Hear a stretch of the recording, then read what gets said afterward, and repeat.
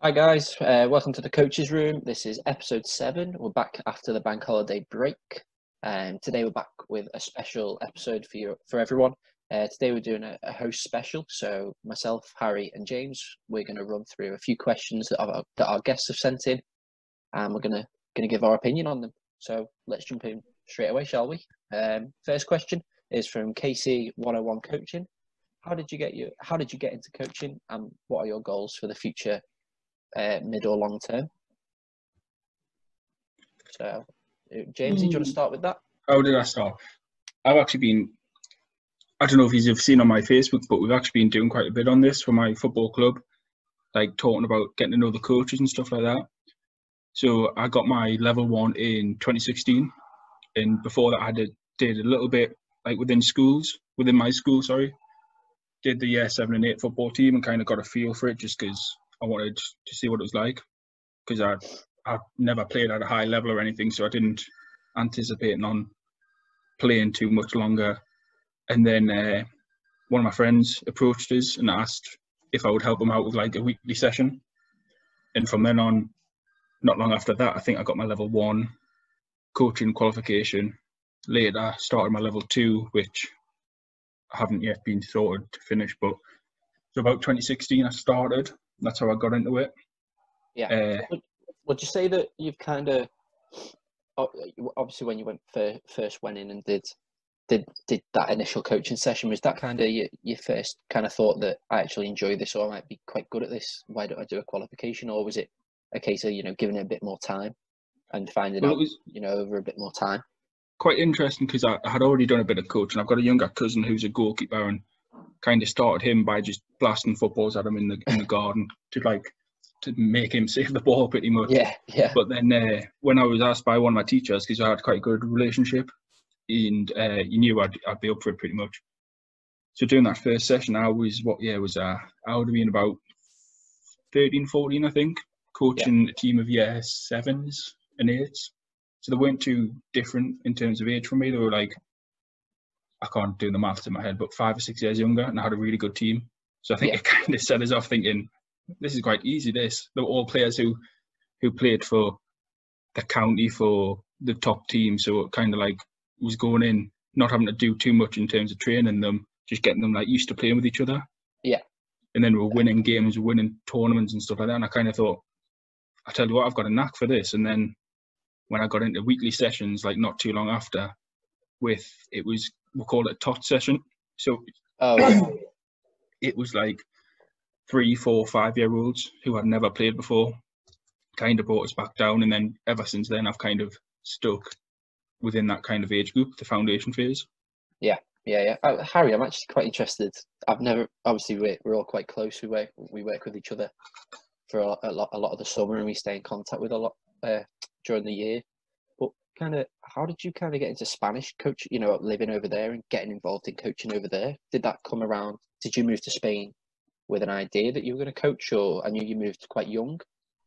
Well, basically coaching came around the corner because I was struggling at school, actually. So obviously doing a lot of the work in a different language, when it got to a certain point, it started becoming difficult. And I remember asking for help with studies and whatnot. And I got to know like the people that worked after school, because I was hanging around, asking a lot of questions and just trying to get everything up to date. And there was the lads that were playing, the people, the kind of like the local team, the school team. So I would go and watch them in just between like sessions and whatnot. And one time I thought to myself, well, I'm here for an hour, or here for half an hour, 45 minutes. Why don't I help out, with the lads? Because you could see one coach maybe with 16 kids. The goalkeeper wasn't getting any attention. So I just offered to help the goalkeeper. Or I would go in goal if there wasn't a goalkeeper. I just kept me linked to the game, really. I'd stopped playing recently as well. So it's just keeping linked to the game. And from there, I went over to the Manga Club, because there is where you can see a lot of professional teams during the summer. And a lot of teams as well from different countries. So while I was there, I noticed there was an academy. There's some kids there as well. So I went and met the coaching director. And he said, if you want to coach here, you're going to have to do the FA 1 and 2 in the UK. And in Spain, you couldn't really do the FA 1 2, obviously because it's the FA. And it wasn't valid for them, for me to do it in Spain. So I had to go back to the UK. So I went back to the UK, did my FA 1 and 2, really enjoyed it, met some great people along the way as well. And yeah, pretty much came back. And I think that really Stu, the guy that was in charge in that moment, that I was interested in actually working there, because obviously flying back to the UK to do my FA 1 and 2. Likewise, just think about it the other way around. If you were going to a Spanish academy over in the UK and they said you have to fly over to Spain to do your 1 and 2 or your monitor, as they call it here, it's actually quite, a nuisance. It's a commitment, in a way, isn't it? Yeah, so it's a bit, it's showing commitment, and I think we've got a lack of that right now. Everybody wants something for nothing really, without showing that commitment. And I was on the phone today with a friend of mine that had a fantastic story to say that he flew over to the States and looked up the goalkeeping coach of that team, and just kind of got his name and flew over, and he was very close to signing a professional contract with the team at a young age, because obviously that commitment will surprise people more than sending them an email or your CV, or just basically giving them a phone call, or just turning up one day and saying I want to work here. We find ourselves in a world that is very entitled to receiving, and very little of showing what we're actually capable of. And yeah, so I think that experience started me off really. And do you think you would have still got into it, Harry, if you were to not move to Spain? Do you think you would have still got into coaching in England? Well, my uncle used to coach at Ipswich Town Academy, and when he showed me I was about 17, 18 at the time, when I really was finding out that I wasn't really good enough to play, because I got to visit one of the academies one day or 1 week when I was over one trip. He showed me around the academy, and then I really noticed that I wasn't nowhere near the level really. And but I did really appreciate how they were working with the kids over there, how they were, a professional environment really, I think, gets everybody going to a certain point, to a certain extent, just to see how, beautiful it is to see 8 pitches full of kids, some games, some sessions going on. It really pushes you forward towards doing, sacrificing a lot of your time, a lot of your energy, and it creates a bit of ambition in you. If you do love the game, you still want to take part in it, I suppose. I think we're all missing that right now, aren't we? Seeing pitches full of kids playing. And yeah, talking about missing the game and kind of looking to the future, what's everyone's kind of mid to long term goals? James, do you want to fire us off with that? Not something I really think about. Not really planning for that type of thing. I coach daily for work, which is not specific to football, but like other sports, and coaching most nights each week for my club. But is in mid-term, probably just staying as I am at the minute, which is staying with my two football teams, under 9s, under 8s at the minute. Obviously, whenever we get the chance, come and work across with you, Harry, in Spain. Long-term wise, I don't really see where I'm going to go with it. Whether it's something I'm going to push for as a full-on career, like staying in the game, or if it's something I just kind of do on the side, as I'm doing at the minute. Ideally, I would like to have the chance, but. Do you think that kind of the role you're in now, James, is quite beneficial for you as well as the kids? Like me and Harry have seen how you behave with kind of like the 6s and 8s, and you're really lively and bouncy with them, and that no one's saying that every coach has to want to go to the first team level. Like what you're doing right now is actually giving these kids really good experiences, and do you want to carry that on as well? Like almost leave a bit of a legacy in what you've done? Yeah, well, you see, it's natural, isn't it, for coaches to start at the foundation phase, to get their under-7s team and kind of follow. There's lots of people in my club who just follow their teams all the way up. It's normally when they've got a son or daughter in it. Then they get to that age when they're under 16s, 17s, 18s, and they just drop off. And the coach kind of, well, I've done, some of them refer to it as, I've done my time, I'll let someone else come in now. Whereas it would be really beneficial if they came back round the loop and helped out again, starting from the bottom. So on. So well, it's kind of like that's how teachers move, isn't it? Teachers will kind of follow a year group for maybe 2-3 years, and then we'll go down to the bottom and then work up again. Yeah, It gives them that gradual experience of working with them all. that's the ideal way to look at it. Because, like I say, there's a good coach at my club who I spent a lot of time talking to, learning from, and he's got a son, so his team's under 10s at the minute. And he says when his son gets comfortable in 11-a-side football, whether he's still coaching his son or not, he'd love to come back down to under 7s, and then he's got a new team that while he's still focusing on coaching his son's team and they're getting to that age, he's already built up the connection with the younger players. Yeah. So it's not a case of his son stops playing and he's got no link to the club or the teams. Kind of as the son's going up, he's coming back round to kind of stick within, which I think is a good way to do it. Definitely. But Harry, kind of working with the 16s you are at the moment, and obviously a massive well done for getting on the pro license as well. You know, that's obviously the next step for you into that future long-term goal. You know, what do you see that being? Oh, definitely. I think when you get accepted onto a pro license, in a way, you're already heading in the direction of the professional game. Yeah. I believe that obviously the 7 years that I've already done coaching and working alongside a lot of coaches in development and a load of kids of different age groups, it gets to a point where you need to make a decision on what you enjoy and what you want to do. And I also want to experience that professional level before I make maybe that decision. So I'm not saying becoming a professional manager, you know, straight away, but just being around that type of environment, just to see whether, you know, I might go and be 2 or 3 years in that environment and not like it and want to head back into development phase. But I am at that point now where I feel quite comfortable with every single age group. And I also kind of like urge and I'm hungry for new experiences still.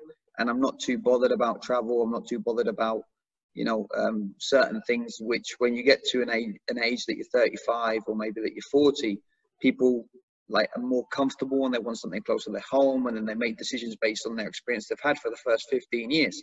So I think I'm stuck in the middle right now. And obviously the pro license will bring a lot of new contacts, maybe new opportunities once it's finished as well. And hopefully I can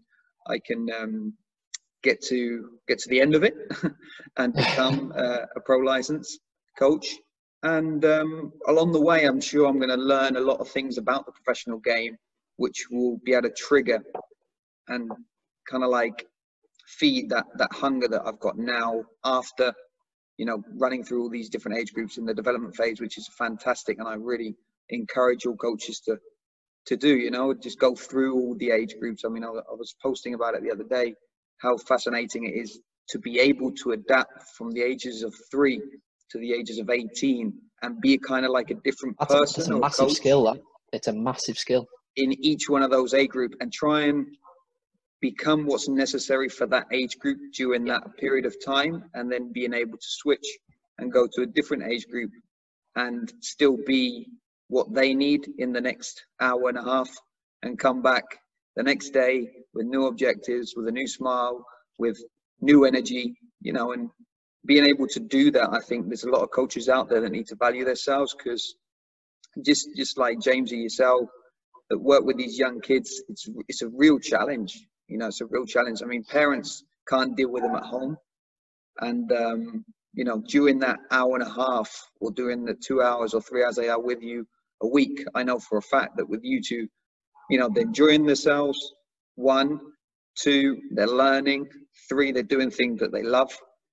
4, can I just stop you there, Harry, a second? Yep. That I actually read something from a doctor, a doctorate, a PhD student, who actually quoted exactly what you said. Then they kind of came up with this theory of why kids take part, and it's exactly what you said. They love what they're doing. They're laughing, and then they're learning. So like the 3 L's it's called, and you know that is such a key fundamental for anyone, you know, in any sport, isn't it? Like, definitely, and for us as well, you know. At the same time, I think that when you start with those age groups, you are learning. You need to be able to have fun, and you need to be able to have a laugh. You know, the 3 L's that they have are also important for the coach to be able to adapt to. They work. They kind of work. They intertwine with each other, don't they? Really. Yeah, totally, 100%. And I'm going to flip the question around to you. You've been asking the question, so what about yourself? So Now get away from it, right? Yeah, so I got into coaching just through constantly playing the game. Played it since I was little. Been a boyhood Everton fan since I can remember. So I've always kind of, dreamed of being at Goodison Park and all that comes with being young and loving football.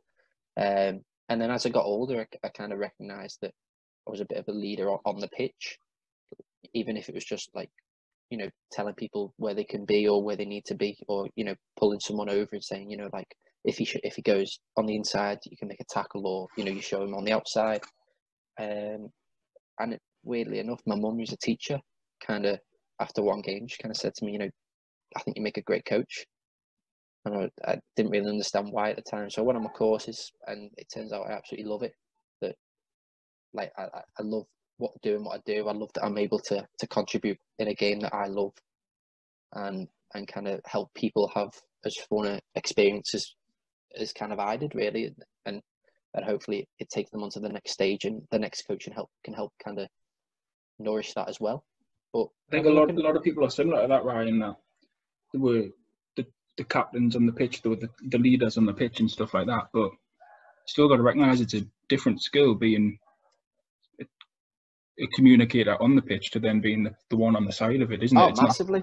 It's not a straight way in. Yeah, massively. The thing I realised quickly when I became a coach was like, when I was playing, I was like not gobby, but I could talk to a lot of the players and motivate them. But I've actually found myself like telling myself to like restrain how much I talk, because they used to hate me. But dear me, like everyone around me. I just didn't realise, like, if I keep talking here, the kids are just going to burn out. And that was something I learned really quick. So I kind of shut up, and then every couple of minutes, a bit of encouragement or a bit of help if they needed it, but just let them play, and I can do my talking when they rest. I've got a lot worse with that. Since I started coaching, I've got to admit, playing five-a-side now, and I stop myself sometimes. I'm like, yeah, you're going to just absolutely playing with people twice my age and like people around my age, and I'm trying to tell them what to do, and they're going to look at me at some point and think, shut up, James. Like, you got to kind of catch yourself sometimes and massively think, do I need to tell them? Are they going to take it well or what? Like, I had an example a few months ago when one of my mates, he was just about to shoot, and I think I told him to settle like just before he was about to shoot, and then he sliced the ball. He hit it tried to rush it too quick, sliced it, went out for a throw, and turned around at me and blamed me because I put him off by shouting to settle down like before shooting. And I was just saying, like, we're trying to help, but like as a coach, it's sometimes hard not to, isn't it? Yeah, massively. That's all about taking responsibility, though. At the end of the day, the problem with a lot of players that don't make it and actually play, between the mates and whatnot, they just want to blame someone else for their mistakes. It's like, that was terrible, so there's got to be a reason why. And it can't be me. Right, let's move on to question 2 for tonight. I have a great chat for the first one. So question 2 comes in when James realises how to make the slides move. Yeah, so question 2 comes from Sagwati Malabi, also known as Sage, who kind of states that, what are your thoughts about ex-pros getting pushed ahead when it comes to academy jobs through coaching badges, etc.? I'm going to take a bit of a lead on this one in the answering, because I feel strongly about this. And when Sage rang me the other day to kind of put this question to me, he then sent me a few articles through, and we were on the phone about this for a while, actually. And we feel quite strongly about this. There's a big article about Thierry Henry, who got very preferential treatment on the Wales A license. Apparently, he did his B and his A as quickly as some people do their B, which is it's a lot of time to do. Even your B license, it can take over a year to do. And the way, some people have worked really hard, saved loads of money up to then do the B. When he's getting that paid for, obviously because he might be in a high role, but he's getting that paid for, and he's absolutely flying through them. where's the fair treatment? You know, we should just be developing coaches, not the pros into coaches. You know, it's not. If they want to do that, they need to open up a program for a transition from playing to coaching. You know, that kind of program as well. There needs to be that, because if you're going to give them preferential treatment, you know, why are you sacrificing people's money when you're going to give them barely any attention? I think we had a good chat. Are you throwing something a question at us, Ryan? Yeah. I think we had a good chat about it, didn't we? Was it the last episode or the one before last? And we just felt like we could just keep talking about it for hours. Massively. Yeah, it's one of them that obviously they all know the game. They're known within their club. Sometimes it's a bit of a, wouldn't say marketing tool, but they know they're going to get a good response from it. Massively, yeah. Like there's certain circumstances where it works really well. Like Henry, I don't think he's not done too well from what I've seen in managing. Obviously, the main one, Gary Neville, who knows a hell of a lot about football, but when he had that job in Valencia, it didn't go too well, did it? So it's not a guarantee. No, definitely. Got to think as well, like you say, right? Henry pushed through his coaching courses. Do you think that might have, the fact that he got that preferential treatment? Do you think that might have like hindered him? He's not had the time to take it in and experience it all. 100%. So yes, we want to get him back in the game. Players like that, like sure Rooney will when he finally stops playing, but they should have to take the same amount of time as us non-ex players, because it takes that time for a reason. So definitely fast tracking, it's only going to skip over some stuff. Massively, and something kind of close to home for me with the Preston North End setup. You know, the captain is currently one of the coaches, and you know he's a great coach, really good from what I've seen. But there's people as well in the youth development phase who are more than capable of stepping in and being that 16s coach. You know, obviously, it looks good from a PR point of view that people are, you know, they're reinvesting in the club. You know, they're reinvesting the time in the club. But what about the coaches that are coming straight from work, maybe 20 miles away, to drive to coach and then drive all the way back? Is that not reinvesting in the club and their time? You know, is that actually fair that they're getting jobs over maybe better coaches? I think players like that, like you say, the captain of Preston, think they've got plenty of time once they retire to be the coach. So I think that would be a good little transitional thing to have someone like that there. And then, like you say, what age group did you say it was? Under 16s? 16s, yeah.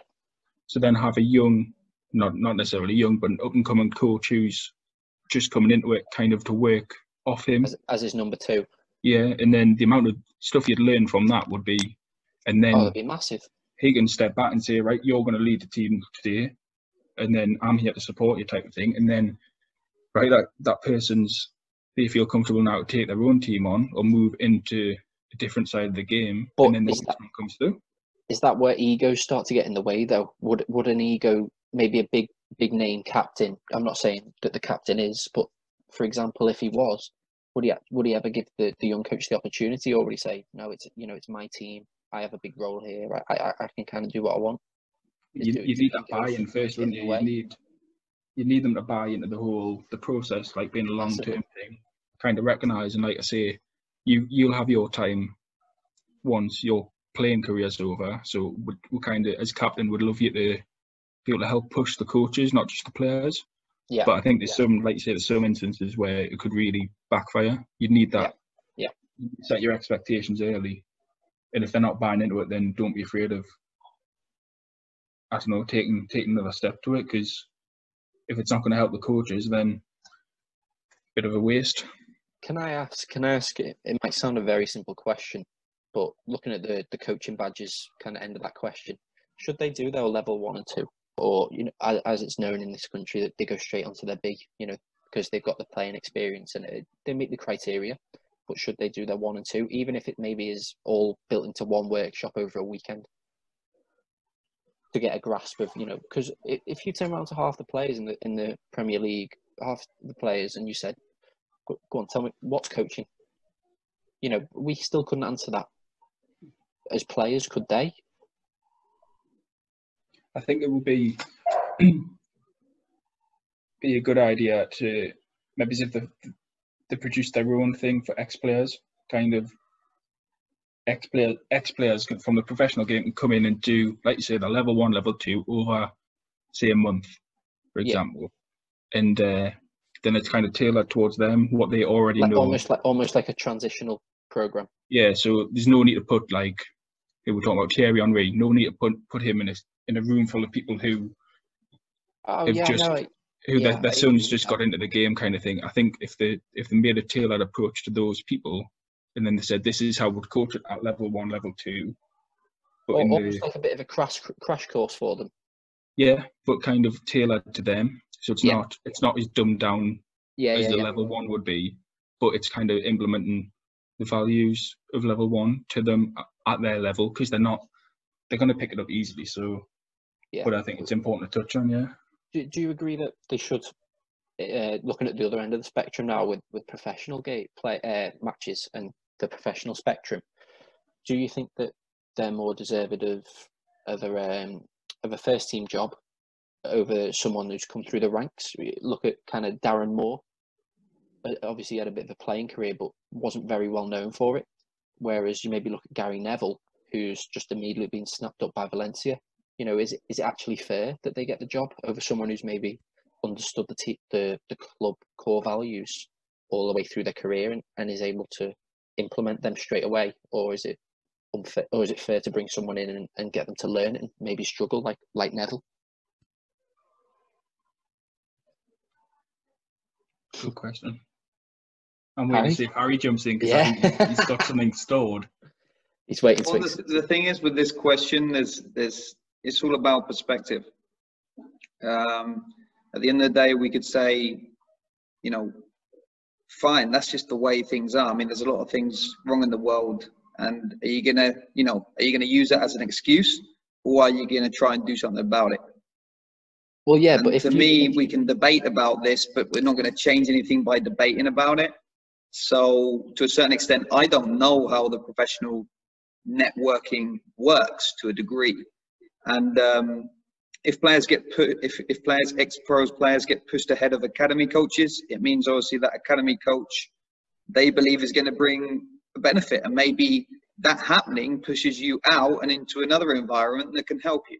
So okay, but imagine if say you went for a job, and say you went for a professional job. You know, you've got your pro license. Yep. And on your resume, you can say, you know, pro license. I've been a head coach at La Manga Club for X amount of years. You know, I've coached in numerous languages. You know, you can list all these things, and the coach can go, you know, the ex-pro can maybe go, you know, I've got my pro license, blah blah blah, but I've got 10 years game experience on you, but he may not be able to speak a different language. You know, does that balance out, or is he going to get the job on a name basis?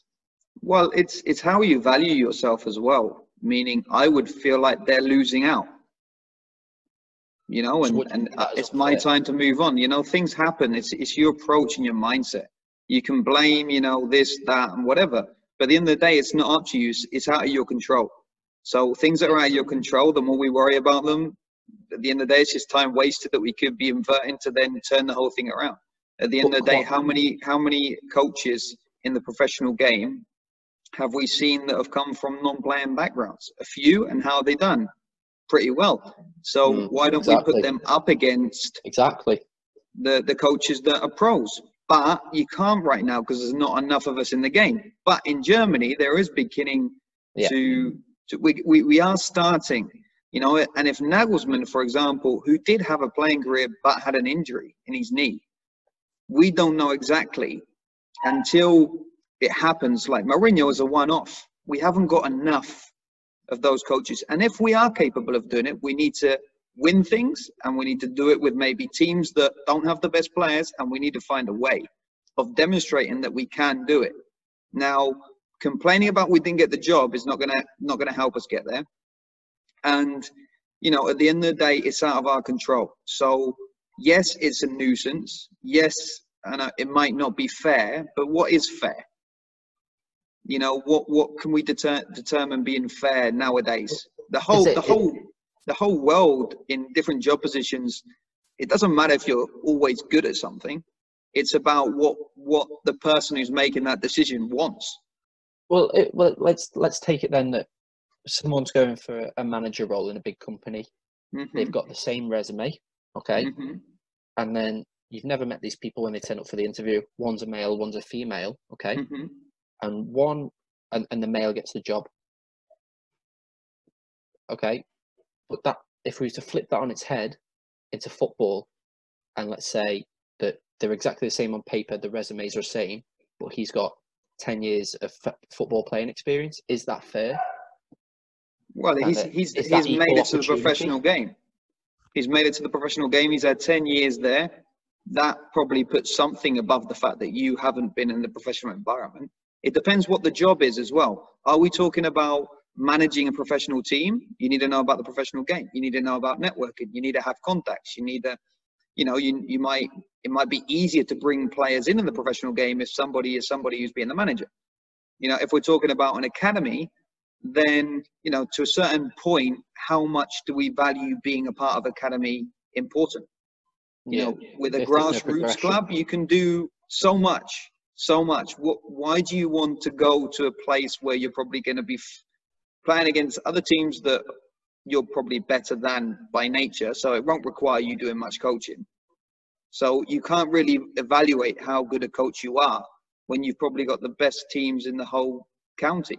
I mean, why would you want that position as a starting coach? I can understand, okay, you get an under 18s offer, and that might be attractive to you because it's closer to the senior point. But what's the difference between having a group of under 7s in an academy and a group of under 7s in grassroots? From a coaching point of view, you're probably going to have more struggles in the under 7s that are grassroots, and that will benefit you massively if you can find ways and be resourceful. But it's less comfortable. Well, the journey's supposed to be uncomfortable. Massively, right? Really in depth. That. Go on, James. One more little point, because I think we've only got 5 minutes left. So if we finish on this point and open up for the last question, then that might work better. Definitely. What I like is when you see big names get sacked or leave the club, and then a caretaker coach comes in and does such a good job that they kind of get the job full time. So as a Newcastle fan, it was the whole Chris Hughton. We had the likes of Shearer, who took over the team, and then we got relegated, and then it was left for Chris Hughton as the caretaker coach. Did well, got us promoted, did quite well in the Premiership the next season, got sacked quite unlucky to get sacked.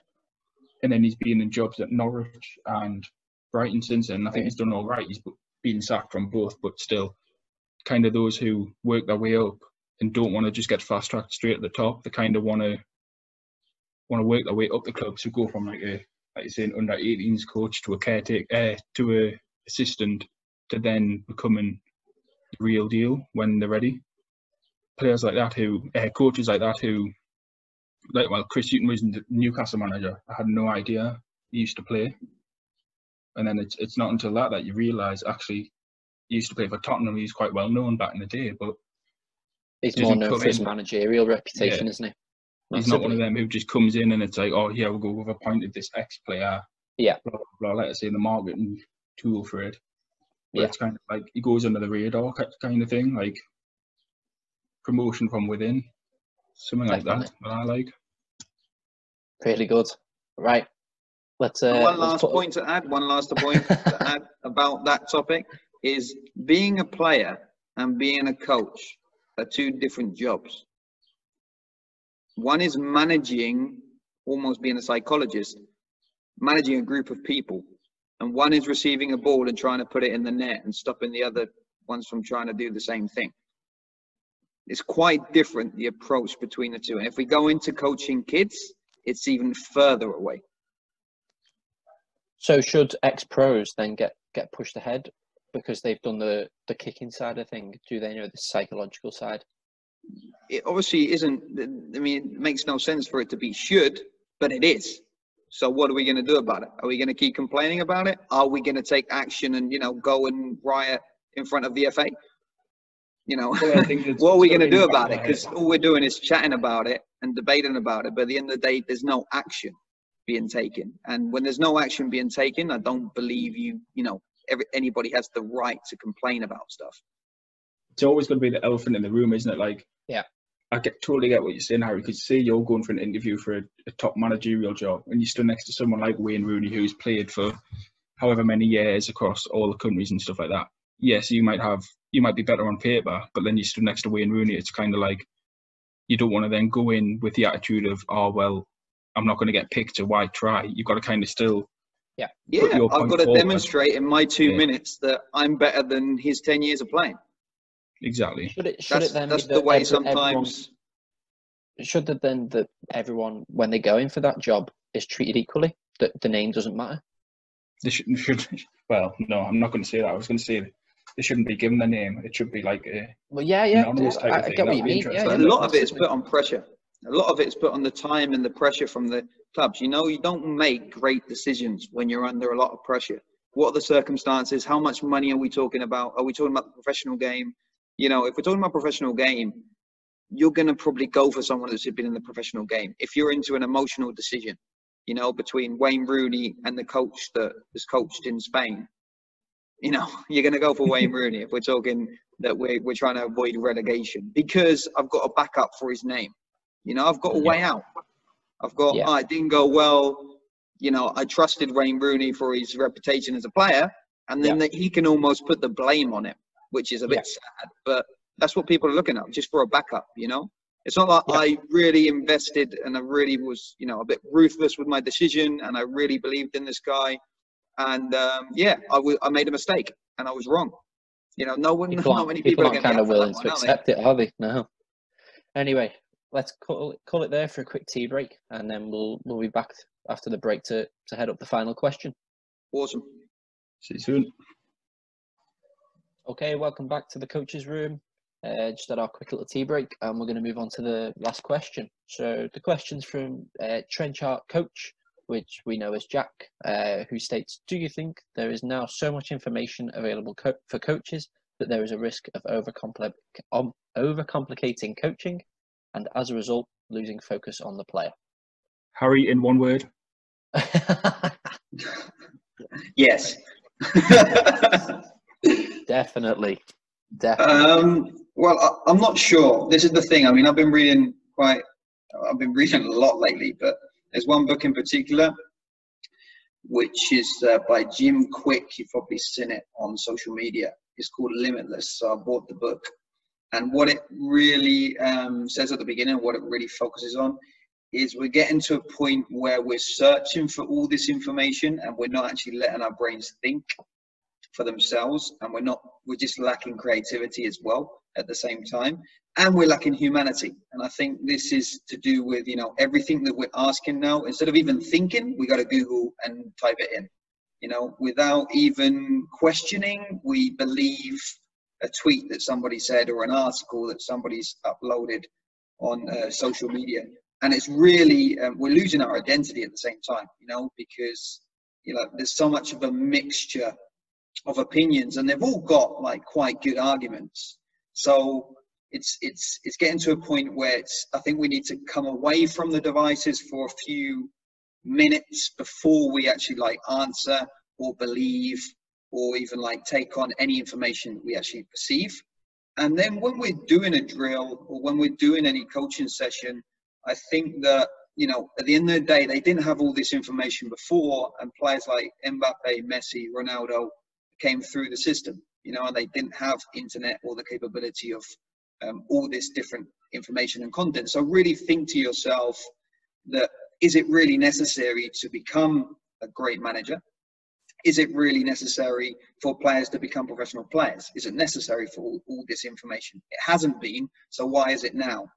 And, you know, just to clarify a certain aspect of, you know, you need to more so focus on yourself a little bit more and the needs of the players that you might be coaching, and create an actual relationship with them and focus on just, you know, creating for them, and through your own experience, making your own decisions, I think is something that we all need to start doing as soon as we can. But there's obviously these 2 weeks, 4 weeks, months, 2 months that we've been away, you know, it's just been a saturation because there's been nothing else. And it's quite stimulating at the same time. But I do trust that we've come through this in a way which we're really realizing what information, you know, is useful to us and which information isn't. You know, 95% of the information that I've taken over the last 2 months, I probably know that that's not me, which I'm not saying it's wrong, and I'm not saying I'm not going to share it, but, you know, just realizing, coming to that filter that at the start it might be you believe 95% and 5% you kind of like don't trust. And then as you go on, you realize that you believe 5% and you know, just kind of like put to one side the other 95, because you can't administrate that much information. And it's the 5% that's just fully and 100% you, which makes a difference with you and a coach and another guy who's trying to do the same thing. I think that's what you're saying. It links really well to actually what Jack was saying in the episode 6 that he was on. Kind of, you've got to be open to, you might see, like looking through Instagram, you can see so many exercises, so many one-to-one stuff, so many team stuff. Doesn't mean you need to take it all in and use it for yourself. You've got to kind of, like you say, don't be afraid of scanning through something and skip something and think, well, that's not relevant to me, I'm going to move on. I think sometimes we've got the tendency to look at something and think, that's good, I need to take that. Whereas if we just keep taking stuff and trying to do it ourselves, it's not going to work. How much are we actually like taking in of that though? Like, oh, I've seen 300 people retweet this incredible article on why the 4-4-2 is going to come back. Just for example, you know, and I'm going to read it. What, am I actually learning anything while I read that? Or am I just reading it because I feel? And the brain is a muscle as well. We've got to understand that the brain is a muscle, and it's not like a computer. We can't literally. It's not a database. You can't hold that much information anyway. So just come to think about yourselves now. What's the last article you read? And secondly, what exactly was it about? And you're probably going to take about 30 seconds or 20 seconds to first realize which the article it was. You probably don't even know who wrote it. You probably don't even know anything about that person. And you probably believed 50% of what he had to say just because he wrote an article. So we kind of said this. Go on, H. Go on, finish that off. Sorry. No, I was just going to finish it by saying, so why, you know, what is the need to actually go on to the social media, or go on to that website or article? What is the need? You know, what does it create in you? How does it benefit you? How does it benefit your brain? How does it benefit you as a coach? Because the difference now is going to be who knows themselves and who can actually produce on what they do. Because everybody's got the information, everybody's got the access. So who can actually produce? Who can actually put it into practice? There's so many people that believe in the theory, but who can do it practically? You know, that would be that's when you, Harry, that we kind of said that the other week, that about the book scenario, that when you read a book, and it's obviously the coaching ones, you can't, it's not a fiction, you can't just follow a story. You know, you've got to kind of read it and take it all in. But if I was to say to you a week after you finish the book, what do you remember from that book? You could probably give me 1 or 2 key messages that ring through and which you will apply. But, you know, that maybe came over 5 or 6 pages in total out of maybe 400 pages. You know, that's not to say the other 400 don't have their value, but, you know, you will remember a few key messages, and that's the way we chunk things and process things. And, you know, if you're cramming all this information in, you know, day after day CPD event, you know, 2-hour CPD events 5 times a week, you're probably going to remember maybe 20 minutes at most, you know, collectively from maybe the 10 hours that you sat there. So I think and another thing is, we're not, sorry to interrupt you there, Ryan, but another thing is we're not having discussions on all these stuff. So we're not, you know, we're not speaking to the person who wrote it. So we don't really know his perspective. Sorry? Yeah, you're not kind of stimulating what you thought, are you really? No, and we can only go by our own personal experiences.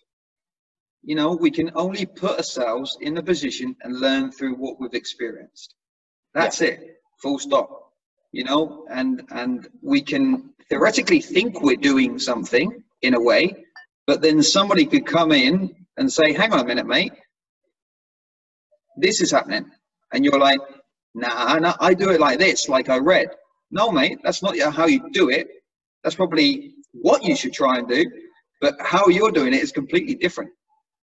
So it's not just about taking the information and trying to apply it. It's having the ability to apply it in a practical and beneficial way. And right now, nobody can do it because nobody can coach football. So really, we're just on the laying, we're just debating about different topics. And it's your decision every day whether you complain about it or do something about it. And this is the moment where we should start do something about it and stop complaining about everything. Because everybody knows everything about all these haters and whatnot, but you can easily become one without knowing. You can easily, as we do, we can easily say, this person doesn't stop posting information, and you get into this vicious circle of you're becoming a hater. You're not even realizing. You know the theory that you shouldn't hate, that you shouldn't say, but in your question, you're already applying that hatred to say that that's wrong or something's right. You just need to believe and need to understand who you are and what you believe in, and forget or let everybody else be who they want to be, as long as it's, to a certain degree, understand. But like, kind of pulling back towards the question, no one's really saying that obviously there's so much information available. No one's saying that's a bad thing that, we're reading all this and it is a bad thing. It is a bad thing. No, but what I'm trying to get at here is that there's so much information that we can take in and we can store, but then we're using it all at once to overcomplicate coaching. What is wrong with going in and before a session, maybe looking at that CPD event you wrote about and saying, I'm going to try that tonight. And then 2 weeks later, I'm going to try something else. And in between, you go back to your normal coaching style. I think that we're actually trying to force it instead of just letting it naturally come out in us. I think that's how the overcomplication comes.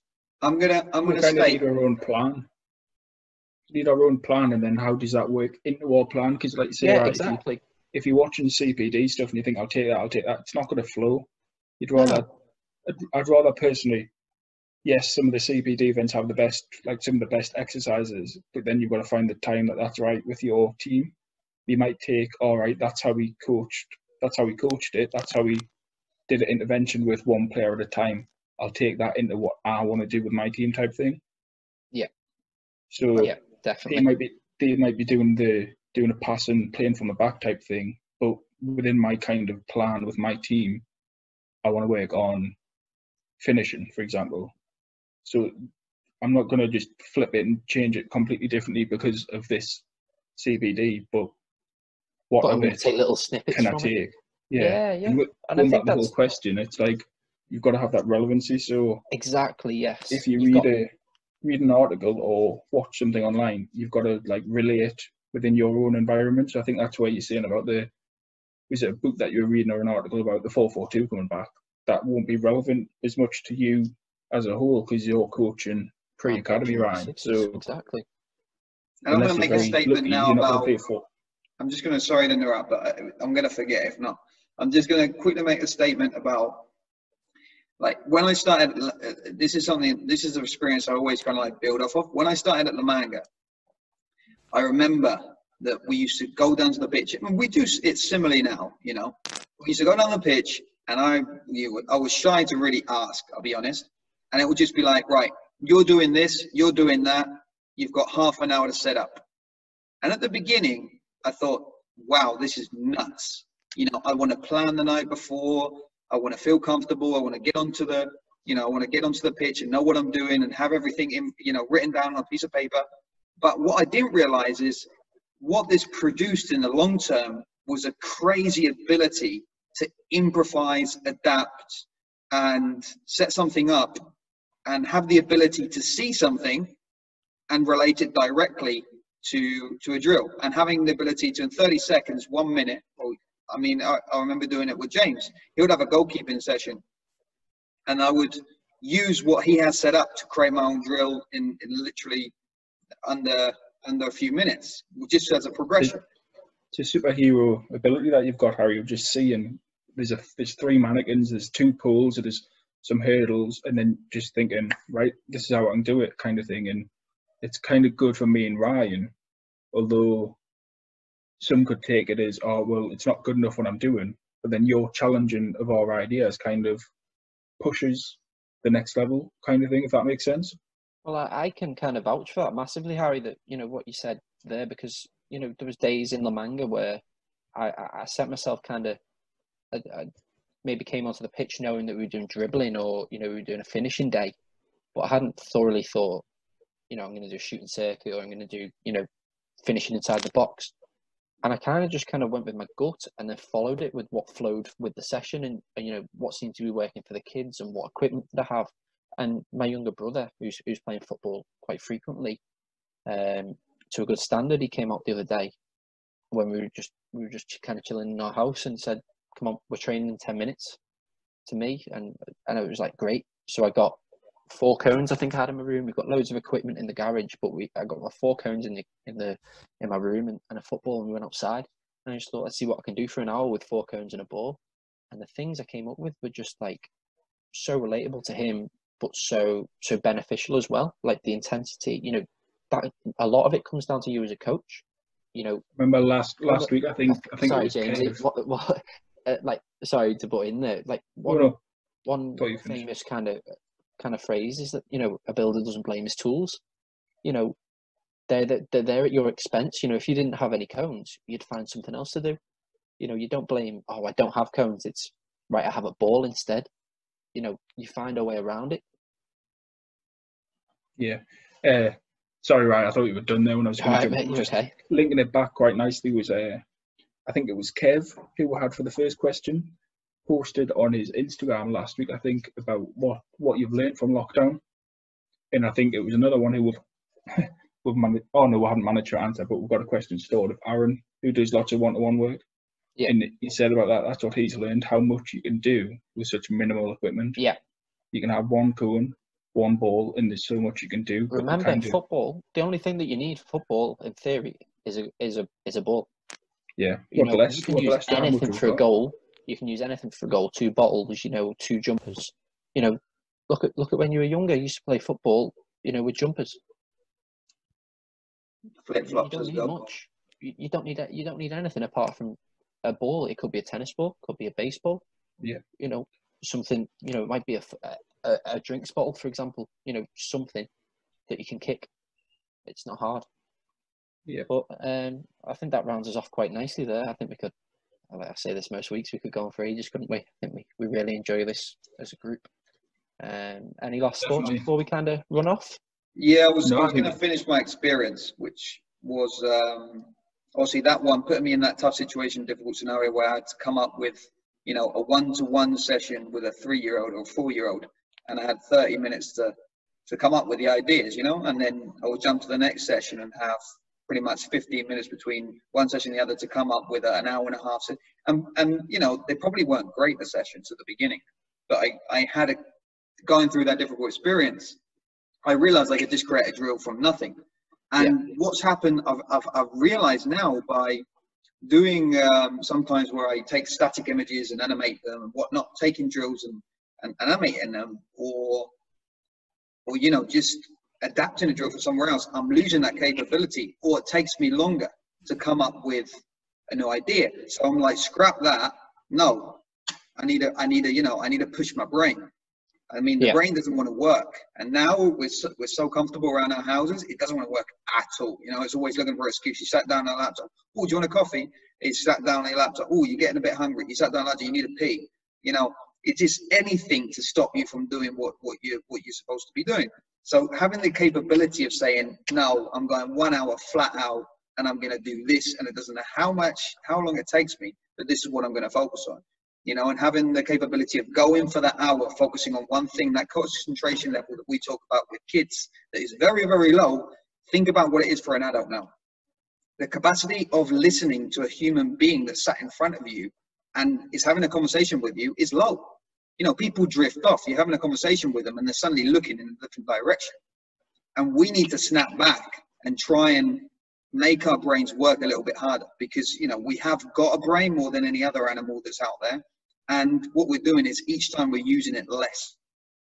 All this information that's coming out, it's just kind of like everything's processed for us. You don't create your own notes, do you? You just copy the notes that are on the screen. This is the thing, you know, which is fine. It's making life easier. And that's why, but our brains love it. That's why all these easy apps and everything that does everything for us, we just love, because we don't have to do anything.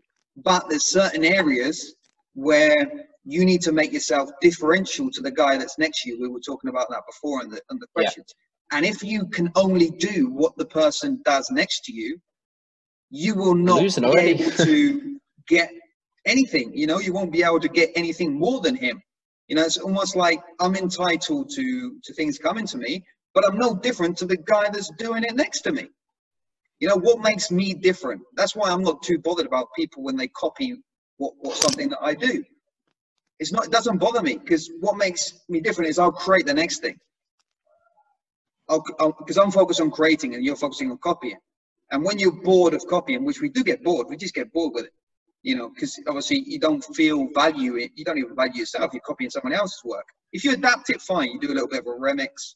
That's fine. But at the end of the day, if you're not creating something new, who are you? You know, who are you different to anybody else? And we go back to self-reflection, as we always do. What a nice way to touch it off there. Love that. Boom. Guys, thank you so much for your time again. Another great chat. Guys, thank you so much for listening as well. This has been the Coaches Room. Make sure to give it a like, share. Any feedback you can find on our social media pages, at us, you know, tweet us, whatever you want. Thank you so much. Take care. Cheerio. Cheers, guys. See you guys.